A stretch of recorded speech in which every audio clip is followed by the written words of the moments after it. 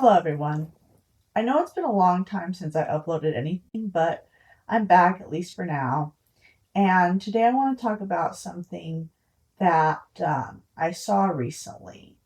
It's a live stream on Gutsick Gibbons' channel where she's teaching a creationist about evolution. And she's going to be doing a multi part series where she handles it lecture by lecture and basically spends a bunch of live streams talking to this creationist about evolution and evolutionary theory. And this creationist, his name is Will Duffy, and I already knew a lot about him before he started doing this live stream series with her because he is responsible for something called the final experiment, which is where a bunch of people, including several flat earthers, went to Antarctica to observe the 24-hour sun in the south. And the reason this is important is because on the typical flat earth model, they believe that the sun circles around above a flat circular earth with the North Pole at the center, and that creates day and night. And when the sun gets too far away from wherever you are, that creates night. Well, they think that Antarctica is just a ring around the outside of the world. But what that means is that there shouldn't be 24 hours of daylight in the southern hemisphere at any time, because if you're in Antarctica and the sun passes above you and then goes around to the other side of the flat earth, between you and the sun there would be the North Pole, which is in 24-hour darkness during that time of the year. But you would still be able to see the sun. And not only that, but you would see it to the south of you, which should be impossible on a flat earth. In fact, on the flat earth, you should never see the sun to the south of you from the southern hemisphere at any time. Well, okay, you should never see the sun to the south of you if you're south of the Tropic of Capricorn at any time on a flat earth. But even outside of Antarctica, people do see that. In the summer, the sun sets to the southwest and rises in the southeast. So already the flat earth model should be disproven just by normal observations in the southern hemisphere. But these people went all the way down to Antarctica to see the sun do a complete circle around their heads, and they filmed the whole thing, and it caused a big stir in the flat earth community. And the reason that this is relevant to this discussion is because Will Duffy, the guy who funded and organized this trip, is a young earth creationist, and yet he spent a lot of money and energy combating what I would call pseudoscience, the pseudoscience of flat earth.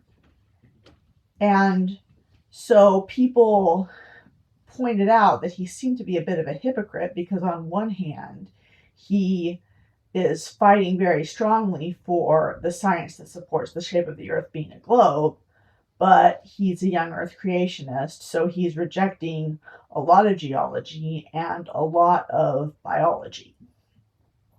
And because of that, he eventually came to the conclusion that he had to examine the evidence for evolution for himself, and that he needed to examine it from non-creationist sources for the first time in his life.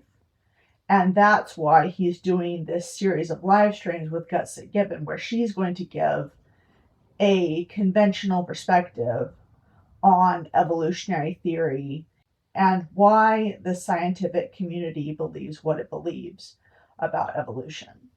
But what I want to talk about today are some things that Will said in the Q&A portion at the end of this live stream. and I'll start playing them for you now. In terms of a method to determine something's created, that's a much bigger question.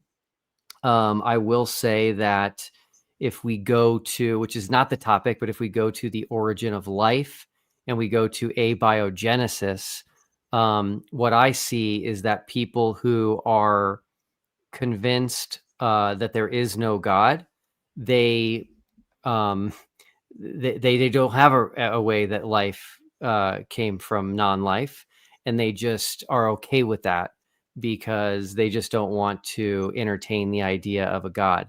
And so I would say to you, um, if you don't have an explanation for something, if you don't have a reasonable explanation for something, I think it would be the most honest thing you could do to consider a possibility of God in that situation.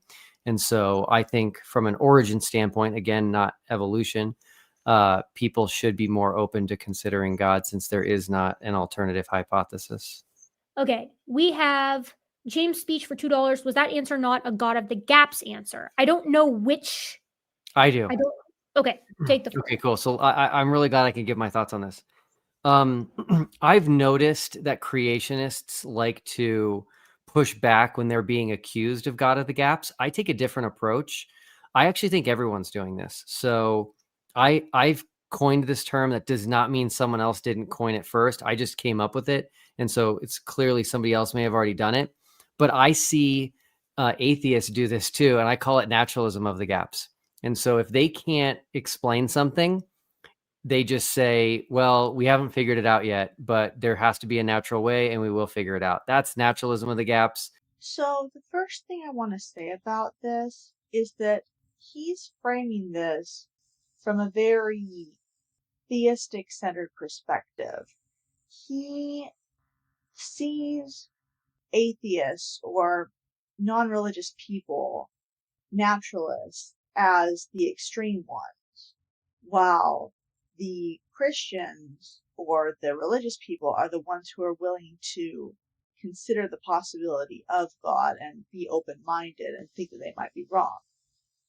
I feel like, as someone who used to be religious and now is not religious, I don't call myself an atheist, but I call myself an agnostic.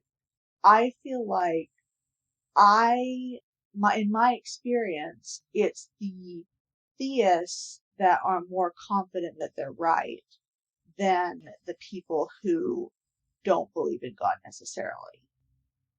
And so I think it's the theists that are saying, oh no, this definitely was a God. You don't have an explanation, therefore this was a God. And it's the atheists and the agnostics that are saying, well, it could have been a God, but it also could have had a natural explanation that we don't know about yet. So that's the first thing. The second thing is that even if both sides are confident in their beliefs that there's either not or is a naturalistic explanation, the pattern in the past has been that people will think something was done by a god or gods and then find out that if there was a god or gods doing it, it was more in the setup of the way the universe is run than it is in them continuing to make it happen. One example of this is the sun moving across the sky. People used to think, oh, well, that's Apollo who's doing that, or that's God who's doing it. Well, then we found out that the world is round and that the sun appears to go around it. And then we found out that it's actually the Earth going around the sun. And then we found out that gravity, which is the thing we use to describe how things are attracted to each other that makes the Earth goes around the sun, is actually caused by the warping of space-time. So we have more and more naturalistic explanations for why the sun appears to move across the sky. And we went from thinking that it was all controlled by a deity to realizing that there's a natural way the universe works that causes that to happen. And then when you consider evolution and this is, I think, a big part of the reason why a lot of religious people don't like the idea of evolution. We thought we knew that God created all the diverse forms of life, or created some of the diverse forms of life, and that God was responsible for the diversity of life, at least to some extent. But then as we learned more and more about life and about how life is continuing to diversify now, we realized that there is no reason to think that all life did not come from a common ancestor. We find more and more explanations for how life could have evolved from a common ancestor, and more evidence that it did. And so when you consider all of that, the accusation of God of the gaps seems to make more sense than science of the gaps, because science or naturalism of the gaps is at least based on past experience. We found explanations for things we didn't have explanations for before. Whereas we've never had an explanation and then not had an explanation. At least not that I know of. And so, if the future resembles the past, then it's reasonable to think there might be more explanations for things we don't know about yet. So that is why I think the God of the gaps argument is different from thinking that there might be an explanation for something we don't have an explanation for yet. Versus God of the gap. So I don't have an issue with this, and here's why. Again, in the pursuit of truth, let's just say hypothetically there is a God and he did create the universe, okay?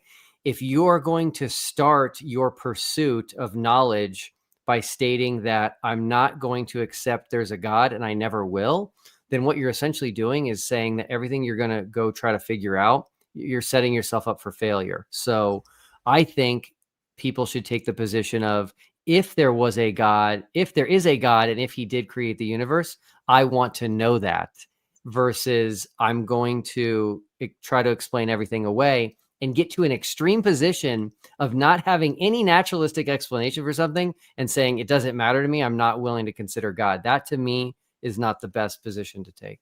So this is something I want to talk about as an agnostic, because I think his idea that you should want to know that there is a God, or if there is a God, is nice, but I also think that the way people usually go about claiming that you can know there is a God isn't reliable.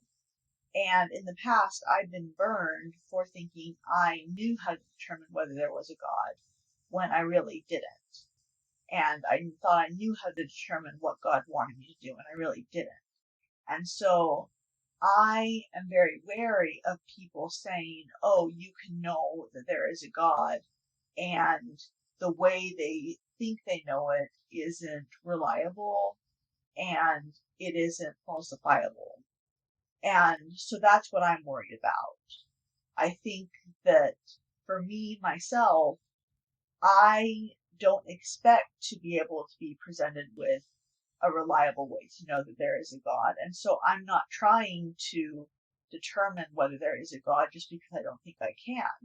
I'm just trying to live my life in the way that I think is best, and hope that if there is a God, I'll end up in a good place after I die. And that's really all I can do. Anyway, thanks for watching. I hope you enjoyed this, and I'll see you next time. Bye.